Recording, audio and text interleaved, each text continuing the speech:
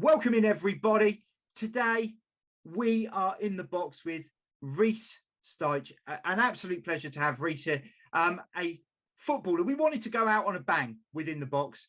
We've pulled in a Gibraltar International, a guy who has made numerous appearances across the Football League and Conference with the likes of Macclesfield, Gateshead, Darlington, Hereford, Wickham, currently playing for Stourbridge.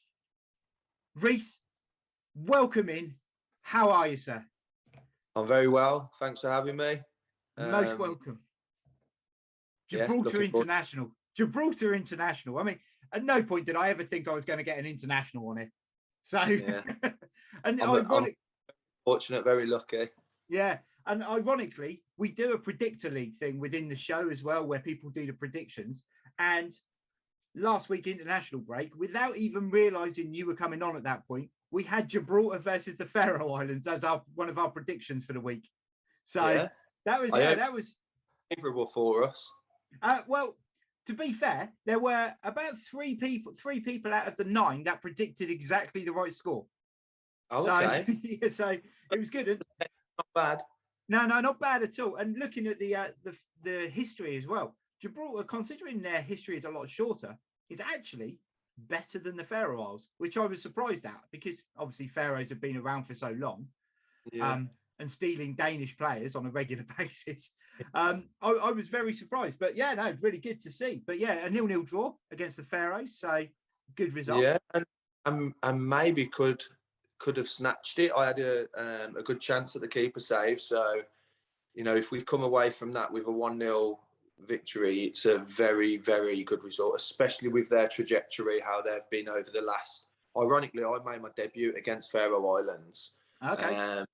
So seeing how they were when we played them and we lost 4-1 at the start, to obviously us playing against them now and seeing like how they've, gone, sort of on an upwards, like I say, trajectory. It's a really good result. Like I said, we could have nicked it at the end. So cool. So onwards and upwards for Gibraltar as well, then. Exactly, mate. Well, that's what we're home. We won, obviously, our Nations League Group D, into now a real tough group in obviously League C now. So we've got obviously Macedonia, Bulgaria, and Georgia to come now. Yeah. So it will be, real tough game. And after Macedonia pulling out that big shock against Italy the other week, can't be written off anymore. So exactly that. So, we're fortunately one of the lower sort of ranked nations in the whole of UEFA and FIFA. Yeah. Really, the success that we've had, especially in the last 4 years, has been, unbelievable. And I think that goes full credit to the manager, Julio. Obviously, the players, have done well, but he's come in and completely changed the whole mindset, the whole professionalism about, within the GFA, within the national team squad. And, thankfully, with the last 4 years, we've reaped those rewards. So. Brilliant. Fancy getting yourself a transfer over to one of the Gibraltar teams? I know, was it Lincoln Red Imps, is it? Or Red Imps? Yeah, really well. Yeah. And Europa. Yes, Europa, yeah. So I have had the opportunity to go over, but unfortunately I've got, 2 kids, a wife, a house, mortgage, a good job here. So, I'm 32 now. If it was at the start of my career, it might have been something that I could really think about, but acuity of going over there now when I'm 32, 33, you've just got to be careful. But I would have loved to. My family are over there, so it just won't be.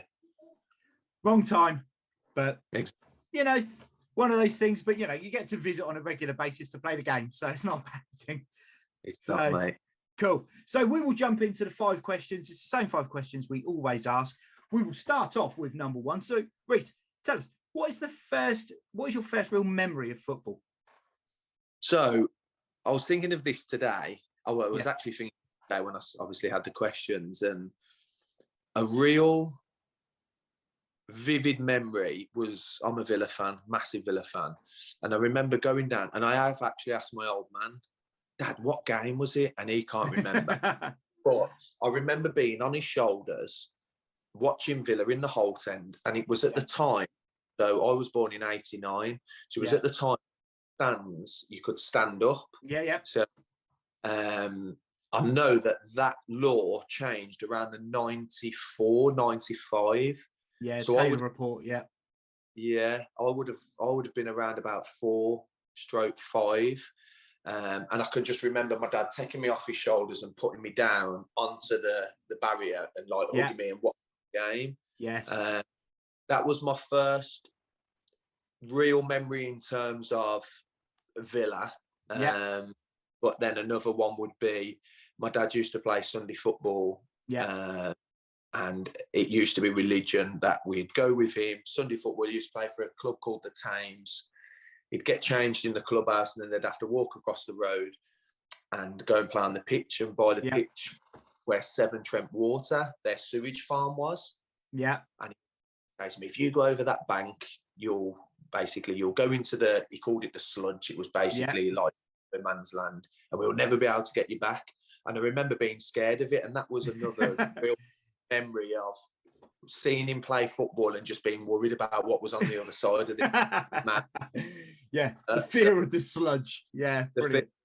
Basically, mate. So cool. It's weird as well, because my second team are Villa. So I grew up in Reading, but growing up in Reading at the time were crap. You followed Reading, you'd go to games, but you supported a Prem team. So Villa were the team. And the first game I ever remember properly seeing. Sorry? No change with Reading now then? Well, we had a couple of years in between. But I mean, we were crap in League One, League Two back then. So, but you supported. So everyone in Reading supported a Prem team, and mine was always Villa. And the first ever live game I remember seeing was actually the year you were born. And really, Villa beat Everton 6-2. No way. David Platt and Ian Olney and Ian Olmondroyd banging goals for them. Yeah, happy times. So the first game Dad was probably going down. So you probably would have been in more in amongst the sort of the Dean Saunders, Daly and Atkinson, the early days of. So he would have took me to those games, but I only started really remembering players of the Brian Little, John Gregory, those sort of areas. So Dwight York, I remember the Man U. We played Man U in the League Cup final and beat. I remember Dean Saunders scoring a goal. My dad actually went there. We had to stay at my cousin's house, and I think that was 94, if I remember.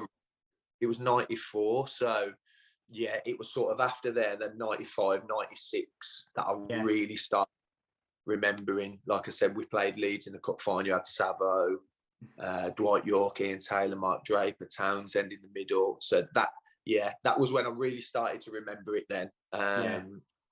Took a real interest in Aston Villa, What a team that was as well. That mid-90s team was brilliant, Happy times. Brilliant. Okay, so question number two. What's the first major international tournament you remember, and what's the thing you remember most fondly about it? Now, is this like international tournament in terms of Gibraltar, or is it international tournament like when I was little, or when you were little? So the first one you ever really remember. Well, do both. You've got two aspects of it. So so we've done a trip with our Sunday team. We've done a tournament to Calais. Nice. Obviously, well, it was somewhere around Calais. I can't remember where, but it was in France. Went down on the coach. Do you know what I mean? Like with all our sets. And I think I would have only have been 9, maybe, just coming in. In fact, it was in primary school. And I can remember playing against this team, and they had a girl in the team at the back, and I was a striker. Very gobby, attitude. Do you know what I mean? Anyway, I remember playing against this girl, and she absolutely bullied me. But the one memory I had of her, it absolutely stunk. And honestly, it's still that she stunk really bad of BO, and I couldn't concentrate on my game because, you know, you're young. Oh, she stinks, Dad. I don't want to play by her. That was, like I say, a memory that really stuck out. We got beat. I think all 3 games that we played, we got beat. But just that, you know, going away, being together with all your young friends, that was a real memorable trip in France. So that would have been around the World Cup in '98 as well, that sort of time. I think off memory, it was just after. I want to say it was '99. Yeah, around 1999 it was. So I would have been about 9 or 10. But yeah, it was just such a good experience because I'd never been away on a football tour. I was never at an academy younger.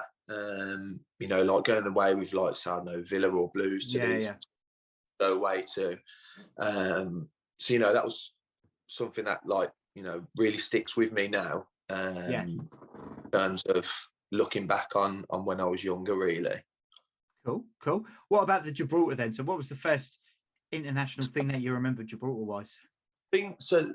In terms of tournament, obviously the Nations League, but the one that really sticks out in my, obviously the one that we won, but it was because I'd done an interview with, I think it was Sky Sports. They was doing like a on the Nations League and and I remember saying in the interview, he asked me a question, what's your aims for this Nations League? And I remember saying to him, like, our expectation, not our aim, our expectation is that we're going to win the Nations League. And I remember him looking like, Gibraltar. And it's almost like a stereotype. Gibraltar can't win the small nation, like saying San Marino can't win. Yeah. We had to win the group, but we ended up winning. And from 2014 to 2018, I never got picked in the Gibraltar squad. The new manager coming and started picking me. So, you know, watching them on the TV constantly, you know, in these World Cup qualifiers, Euro qualifier games against Germany, Poland, etc., Belgium. Yeah. I just thought, like, if I ever get back in there, I'm going to, like, you know, make the most of it, give it everything I've got. Yeah. So that tournament really and will always stand out for me in terms of it can never be taken away what we've achieved. No. I was part of it. And yeah, it's probably one in terms of football. I'd probably say it was one of the best sort of collective moments that I've ever experienced. Definitely. Cool. That's really good. Really good. And it ends with a positive as well, winning it as well. So definitely. Yeah. No, that's bonus. So obviously striker. Always been a striker? I have, mate, yeah. Funny story. I was actually telling this to my little boy's coach the other day. Yeah. So when I first went into football, I would have been 8. Played for a team called Pinnacle. My mate's granddad actually got me to play. He was like, come down. I was like, wasn't really interested in football. Anyway, I went down. Remember my first training session, I went in goal and my dad come and watched. So he never actually took me. Dixie, who's Perry's granddad, took me. Dad come after and I was playing in goal. Anyway, he took me home and I remember him going mad at me. And when I mean swearing, no, son of mine, he's going to be a goalkeeper. He went completely crying. I ended up crying, going upstairs, and I remember my mum shouting, if he wants to play in goal, he can play in goal. Anyway, we had a game the following week, and I basically said to my dad, okay, I won't go in goal. Because I'd say I was scared. Yeah. Probably not what's he going to do to me way, but scared as in, I don't want to let him down. I don't want him to shout at me, And I played striker, and from that moment, I was really good. I was so quick. I was a really good finisher. And I just scored a load of goals. And he was like, I told you. I've never played, other than in a 3, playing on a left of a 3. Yeah. I've all played as a central striker, yeah. Cool. Never.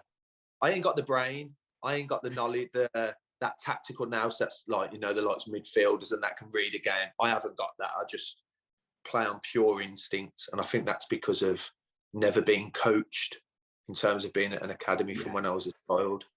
Yeah, no, that's fair enough. Where did your dad play? He was a midfielder. Oh, okay.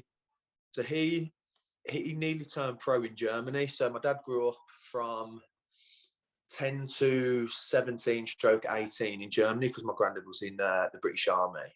Yeah. And he played pro for Osnabrück. And he basically chose to come back to the UK to come back over to the family because he didn't like it in Germany. So he was how can I put it? Almost like a Jordan Henderson type midfielder. Ratter, got stuck in the tackle, do you know what I mean? Didn't shy away from it. Yeah. Probably more back in the day, like how Roy Keane and that probably were. Yeah. You know. Okay. Yeah, when you could get away with it. Exactly that, yeah. Yeah. And going back to first football at the time, I remember I always used to shout, Styches, and then just steam through someone, slide tackle, because the pitches were terrible, obviously. Yeah. Yeah, and I used that was a memory that I had of obviously Dad, like just being a proper bruiser in midfield, yeah. Yeah. I remember when I first started playing men's football and the amount of times I'd get away, I couldn't tackle. And I'd lunge into tackles and that striker's tackle, sorry, ref, really bad, just a little bit late. And I'd get away with it so often. I mean, God, if I days, ain't you? Exactly. Yeah. And I mean, if I tried to do it now, I mean, I'd be even later. I'd be nowhere near the ball and I wouldn't be able to get away with it. Oh dear. So hang on, mate. Sorry. Call's no, just come right. through. Sorry, mate. No, you're right. No, that's fine.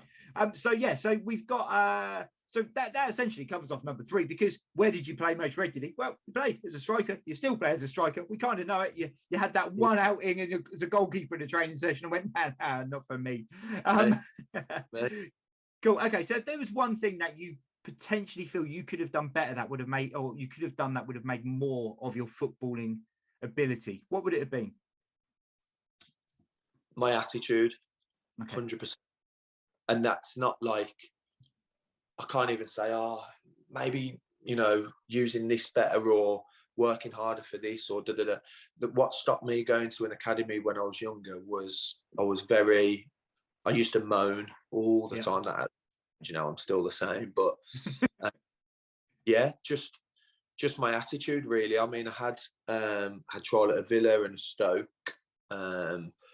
But there was a scout that really liked me. I forget his name now. He was a scout for Birmingham City. Paul something. I can't remember. But he basically come up and spoke to my dad and he said, I'd take him tomorrow. It was for the Blues. I'll take him tomorrow, but his attitude's just not good enough.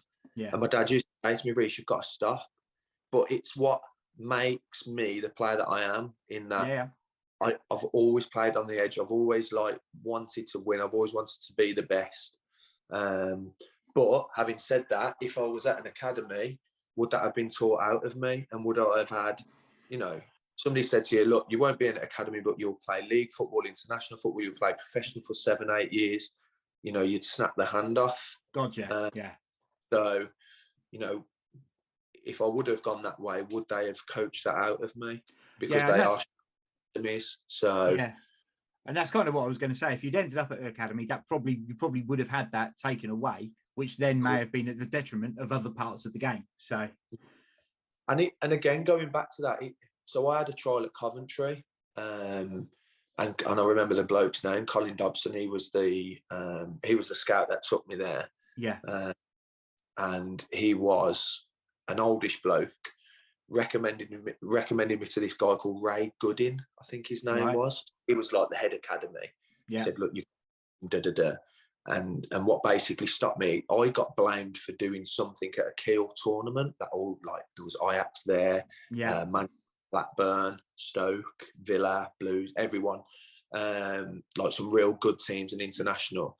And I got blamed for something that I never done. Right. It's one of basically, it was quite funny looking back at it now. Blues were walking across the road and his name was Cookie. I will never forget his name. And one of the lads opened the window and went, Cookie, you and then give him the hand sign. Yeah. And I got blamed for it. And Ray, I remember going back home then after the Kiel tournament, I'd done quite well in it, thinking I've got a chance here. Colin loves me. Yeah. The coach likes me. But the manager at that time, he weren't in charge of making the decisions. It was Ray. Yeah. And he pulled my dad. And I remember my dad turning and looking at me when he was saying, I was thinking, what is he talking about here? Anyway, comes back, gets in a car, fucking boom, whacks me around my head. That's your chance ruined. And I'm like, nice, crying my eyes out. And he was like, what do you think you're doing that to the Blues? And long story short, I cried my eyes out and just said, Dad, I promise you it wasn't me. It weren't me. Like, I've not done nothing wrong. Anyway, Colin rang my dad up then the next day. He was leaving Coventry and offered me a trial at Stoke. Right. It was just too far. So, but yeah, going back to that sort of attitude thing, it stopped me, but then it also had, like I was almost tarred with that brush then. Yeah. Reece Styche, do you know what I mean? So when it weren't me, I still got tarnished with that brush. So yeah. Everything. It's frustrating, isn't it? The one time that it's not you and you cop the blame for it, and it's your big I say your big opportunity. It's the biggest opportunity you've come across. It was, yeah. Because I remember we went to Coventry. I went to a tournament. We had a tournament down in London and we played Arsenal. Again, I'd done really well. And then that was why they invited me to the Kiel tournament as well. And I thought, I've got a real good chance here. And then that obviously happened. And I weren't actually gutted because I remember the lads at Coventry being like real nasty lads, quite bullyish. Right. Yeah. Really. So, it's probably one of them. It was at the time when Daniel Sturridge just went to Man City. So he went to Man City and then I come in on trial. So I was effectively on trial. Okay. Yeah, his replacement. Okay. Fair enough. Cool. Okay, so we'll move on to number 5. So the big 5. The 5 key attributes that you feel makes the modern day complete footballer. So we're not necessarily looking for a certain position, but the key things that you feel will be the standouts that person would need to have. Right. So first is dedication. You have to have that. I think that's probably the most cliche answer. In that you can't be going out drinking, you can't be going out fast food chain, you can't be going out smoking, gambling, Like, it's, if you want to be a footballer, that's never gonna work. And I just, again, when I was pro full time with the likes of Forest Green and Wickham, I really dedicated myself to that. Yeah. And unfortunately for me, I got 2 really bad injuries, and my mindset was, hang on, I'm dedicated, I don't drink, I'm on like a real good diet, I go to the gym, I used to go to the gym every day, like with my dad, even when I weren't full time, used to go every day. And I'm like, I'm getting these injuries and I'm doing everything I possibly can. And I sort of use that as like, well, hang on, I'm doing that, but I'm getting no benefit from it in that I'm getting injured. So looking back now, I stopped doing it. And maybe that would have been then that sort of downward spiral of me coming out of full-time football. So looking back on it now, and this is being with Gibraltar, I ballooned massively when I went to part-time football. And then I got in the Gib team. And I remember the doctor, who I'm really good friends with now, and the manager basically saying, you're too fat. Yeah. But I was basically never thought that I was going to be back in playing for Gibraltar again. Yeah. So I was playing part-time, scoring for Darlington week in, week out, doing really well. And that just sort of, boom, triggered a full-time mindset into me now, where I've probably, especially the last year, been in the best shape that I've been in terms of football. Yeah. 6 months out of full-time. So I'd say, being dedicated, that's fundamental.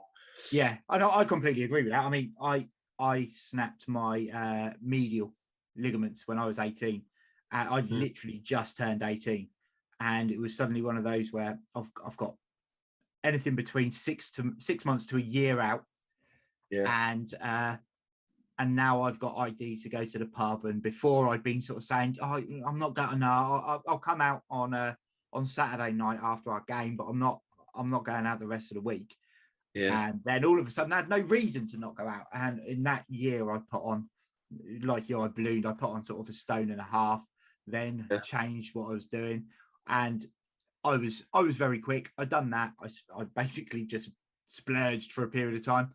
And then when I started playing again, I wasn't very quick anymore. So I had to completely readapt the game. And it was just, a painful process. It's because of just your own choices. So it's no one else. Nope. It's your own personal choices. Do you know what I mean? But, mate, I think that's, I actually heard an interview with Declan Rice the other day, and he said it, right, you've got to be dedicated. And you've got to be dedicated, not in just football, but in every single aspect of life in terms of your job. Yeah. Do you know what I mean? You go to work and be sort of haphazard, like just giving the minimum requirement, you'll never progress. So, so I'd say dedication, which then ties into sort of hard work, really. Yeah. I think if you're dedicated, naturally you become a hard worker. Yeah. Again, I remember coming, I think I would have been 20 when I went into full time. Yeah. Again, my dad, usually I'd be like, pre-season would be off, as in from May and June, not do nothing.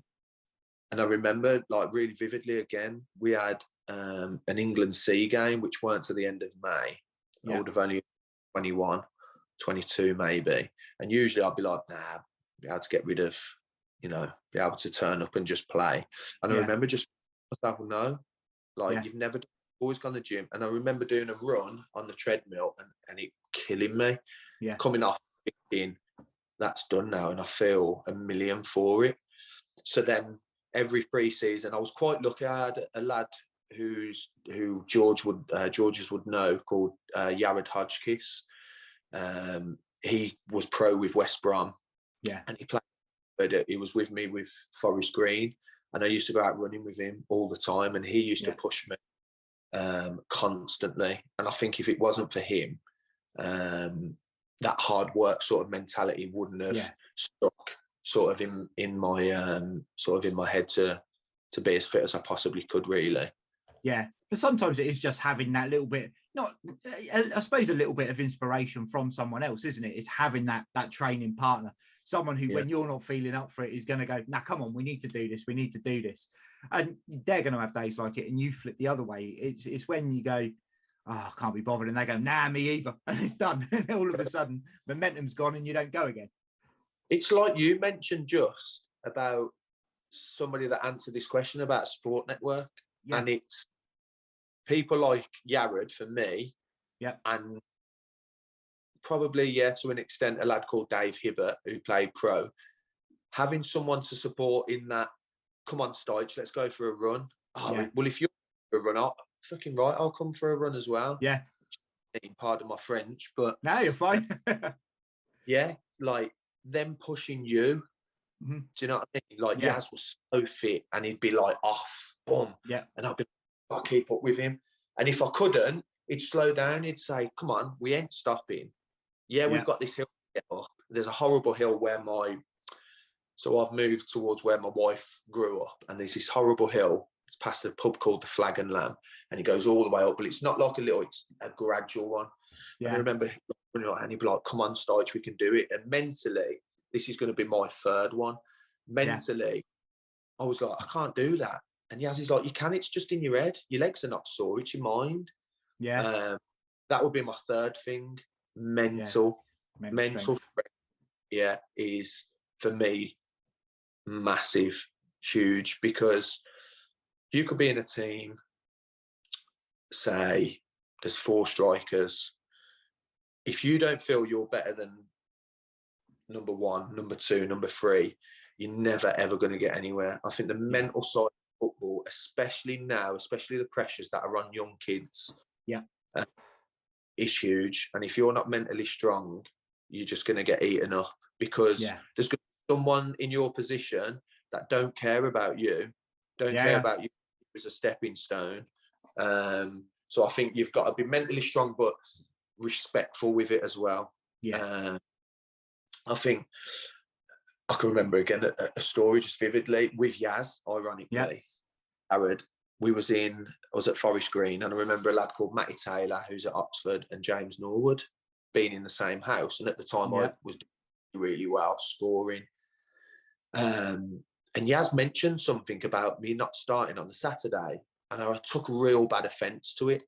Right. And I said, and there was in the room with me, and I said, I fucking should be starting. I said, I feel I'm the best striker here.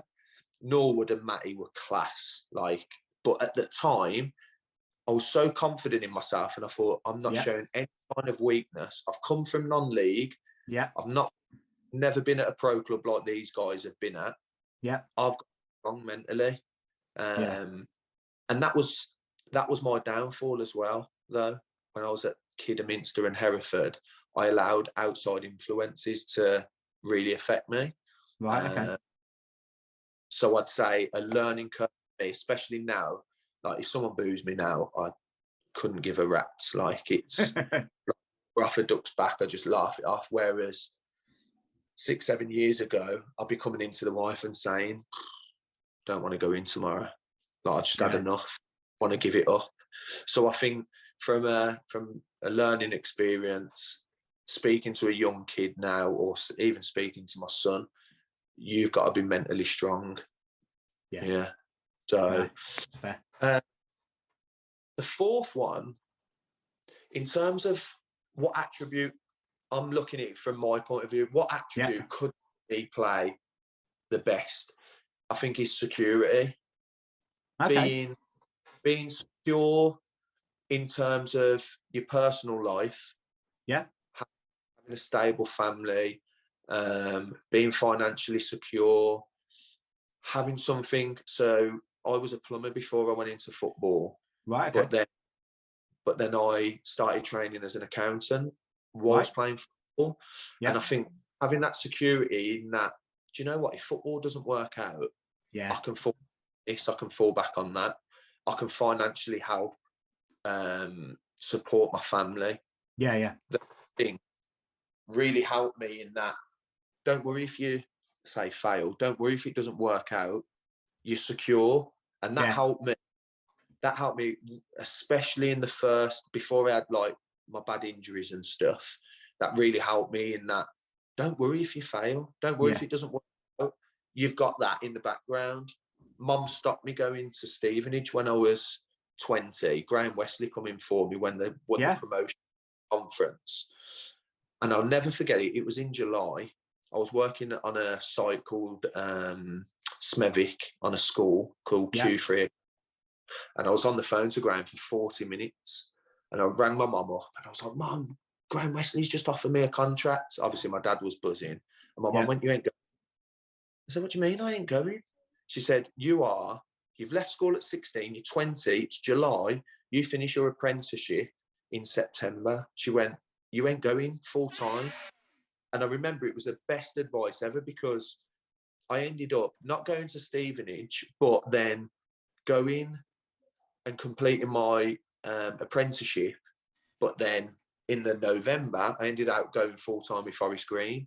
Right, okay, yeah. So I had that security, luckily from my mum's wise words, of if football doesn't work out, because it was a risk, me going full time, I'd have that security to fall back on. And that really did help me smash it the first 2-3 seasons at Forest Green. Yeah. Just because I was playing well, but in the back of my mind, I was secure. I knew no matter what, had something to fall back on. Yeah, you look at it and what's the worst that can happen? If this doesn't work out, I've still got this. So, yeah. I think a lot of women at the moment, isn't it, with footballers in that? Yeah. I've got a mate who's, I won't say where he is, but he's at a League Two club now. Yeah. But he's got to fall back on. He's really good. 28, a real solid player that he could play to 34, 35. But once he's done, he's done. You can't retire on and live a comfortable life on League Two wages. You just can't. No. You've got to have something to fall back on. And if I was a mentor going into clubs or speaking to young people, and I do it still now with the young lads that are at, you know, my club who have got a chance of going up. Yeah. Just have something to fall back on. Be secure. You know what I mean? That you ain't got to worry, where's my next contract coming from? So no, that makes sense. I'd say that was one. And then fifth, I think just because you've said it, I think it's almost needed that you do need that support network behind you. I think you could go and say, oh, you need pace, you need strength, you need this, you need that. All of those attributes come from being dedicated, working hard, going to the gym, being dedicated, sacrificing, not going with friends. All of those, I think, tie in together. So mine is more that things that you control, that you're in control of. Yeah. So that support network, obviously having that stable family, having a supporting family, supporting wife, supporting mum, supporting dad, friends, like, it's a big thing there. It's a big thing there as well, knowing to cut ties with people who aren't that support, who are going to sort of pull you the wrong way and go, do you know what, this is not the sort of person I need to have around me on a regular basis. Do you know, I'm really lucky in that I grew up with a lot of, my real close friends. They're not into like going out and doing drugs. They're not into, from the area that I was from, Castle Vale, was a real rough council estate, going out robbing stuff. Like the group of friends that I had, they like going out and having a drink and having a bevy, like any, you know, young 20, 30-year-old does. But I never ever had one that was like, Styche, don't go there or don't do that. Come out with us. Like, I never had that. There was always nah, man, like, you're playing full-time football. It's what we all would dream of doing. And I think playing in the league, playing internationally, playing for England C when I was at Forest Green, I think because you've done that, it encourages your friends to almost push and support that instead of being like, come on, Reece, let's go out. They'd be like, nah, like, you've got football, it's fine. So my best mate, I'm in the wedding. And he was like, mate, don't worry, you're playing pro, it's fine. So having that support network, like I said, coming home when I've been booed, especially at Kidderminster, and coming home and saying to the wife, like, why am I doing this? She's like, like, you do it because you love playing and you're good at what you do. Just keep doing it until you absolutely know that you can't do it no more. So I think having kids early as well really helped me. Like, I had my little boy at 22, so that really a focus then. Again, going to that, making sure that they were secure financially, that they've got a roof over their head, that I could support them. So even needed clothes, food, Do you know what I mean? It takes away that element of almost selfishness, doesn't it? Because you've got to be responsible for someone else, and you know, if you look ahead, then you know you've got to have something to fall back on, because it's not just you need to worry about when football stops. Yeah, it's your family and your mortgage, your bills, and everything else. And I think that's why I transitioned out of football full time. So I left full time football 5 years ago. I found it so easy. It was mad. Gateshead. My wife had just had our second, like my little girl. I was away up there. I went up there in the end of June, start of July, and by October it was like, nah, that's me done. I know I'm done. Like, not for me anymore. Done my accountants. Got really lucky with a job, and it was the best thing that happened to me. And going back, because I was secure, because I knew I worked hard behind the scenes to my studying, I was dedicated. I knew it was an easy decision to make. Do you know what I mean? So I'd say those things, being dedicated, definitely. Hard work, having that family support network, security, those are mental strength. Fantastic. And it's good to get that, because we've always done these, and I've always sort of looked at it and said, do you know what, there needs to be some degree of a technical element in there. But actually hearing it from a footballer, a former pro footballer, an international footballer, to say, do you know what, those things you can learn. You'll get with all of the elements of everything else. If you're comfortable, you'll be better. If you're secure, you'll be more focused on what you're doing. All of that, it changes everything. And I'll be honest, that means the previous 40, everything I've been saying, bullshit. I suppose you're asking me, so everyone will have their own point of view. Yeah, exactly. Yeah, they will. But and for me, if you're not strong enough, yeah, you gym and you get strong. So that goes into the dedicated and the hard work. Yeah. If you're not enough, you go out running. Yeah. That the dedicated and the hard work. Don't get me wrong, that sort of technical ability, you'll only be a footballer if you're good at football. If you're young age, it's like anything, unless you don't start football from a young age, it is difficult to become a footballer. That's just it's just the way. You're trying to play cricket now or rugby. I've never played it, so I'm not going to be good at it, no matter how strong I am. Those fundamentals that were put in place when I was a kid, if they weren't, then I wouldn't be a footballer. But because they are, I can almost work on the other sides of my weaknesses to get better. And I think, like I said, everyone's different. Some people might say, "Oh, you need strength." Yeah, you need pace. You need power. I agree 100% with them. But those are things that we can train on.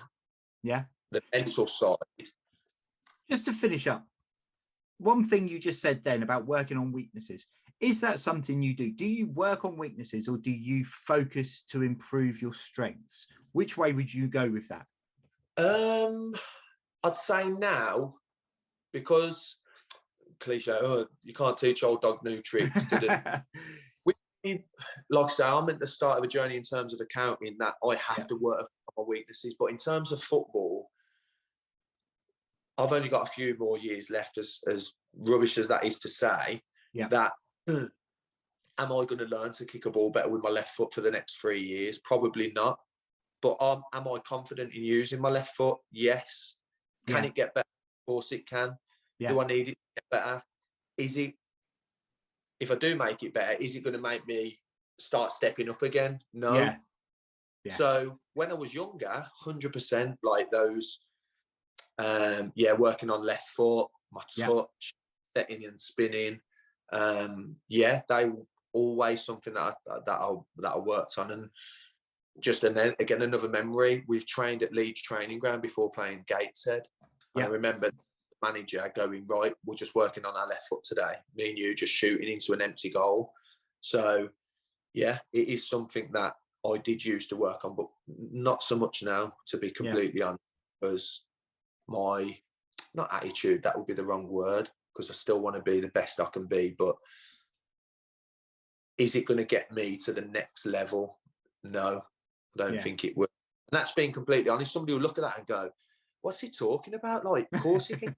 What if he goes through one goal and he doesn't use his left foot and he costs himself scoring a goal? From the flip side, you're looking at it like, he's probably like, yeah, you're probably right.